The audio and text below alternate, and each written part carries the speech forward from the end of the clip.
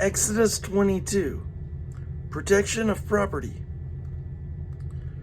Whoever steals an ox or a sheep and slaughters it or sells it must pay back 5 head of cattle for the ox and 4 sheep for the sheep. If a thief is caught breaking in at night and is struck a fatal blow, the defender is not guilty of bloodshed. But if it happens after sunrise, the defender is guilty of bloodshed. Anyone who steals must certainly make restitution, but if they have nothing, they must be sold to pay for their theft. If the stolen animal is found alive in their possession, whether ox or donkey or sheep, they must pay back double. If anyone grazes their livestock in a field or vineyard and lets them stray, and they graze in someone else's field, the offender must make restitution from the best of their own field or vineyard. If a fire breaks out and spreads into thorn bushes so that it burns shocks of grain or standing grain or the whole field, the one who started the fire must make restitution. If anyone gives a neighbor silver or goods for safekeeping and they are stolen from the neighbor's house, the thief, if caught, must pay back double. But if the thief is not found, the owner of the house must appear before the judges, and they must determine whether the owner of the house had laid hands on the other person's property. In all cases of illegal possession of an ox, a donkey, a sheep, a garment, or any other lost property about which somebody says, "This is mine," both parties are to bring their cases before the judges. The one whom the judges declare guilty must pay back double to the other. If anyone gives a donkey, an ox, a sheep, or any other animal to their neighbor for safekeeping and it dies or is injured or is taken away while no one is looking, the issue between them will be settled by the taking of an oath before the Lord that the neighbor did not lay hands on the other person's property. The owner is to accept this, and no restitution is required. But if the animal was stolen from the neighbor, restitution must be made to the owner.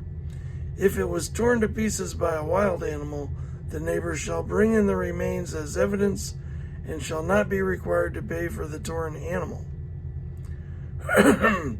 If anyone borrows an animal from their neighbor and it is injured or dies while the owner is not present, they must make restitution.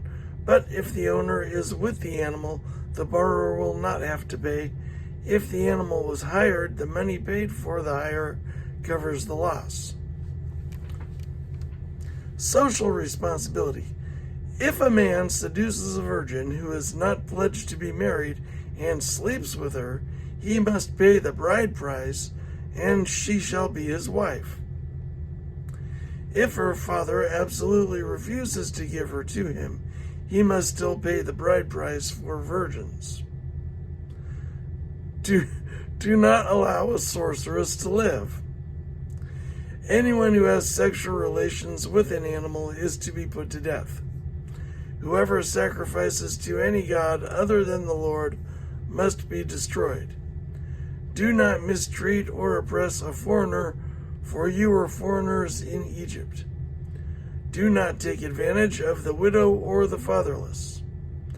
If you do, and they cry out to me, I will certainly hear their cry. My anger will be aroused, and I will kill you with the sword. Your wives will become widows, and your children fatherless. If you lend money to one of my people among you who is needy, do not treat it like a business deal. Charge no interest. If you take your neighbor's cloak as a pledge, return it by sunset, because that cloak is the only covering your neighbor has. What else can they sleep in? When they cry out to me, I will hear, for I am compassionate. Do not blaspheme God or curse the ruler of your people. Do not hold back offerings from your granaries or your vats.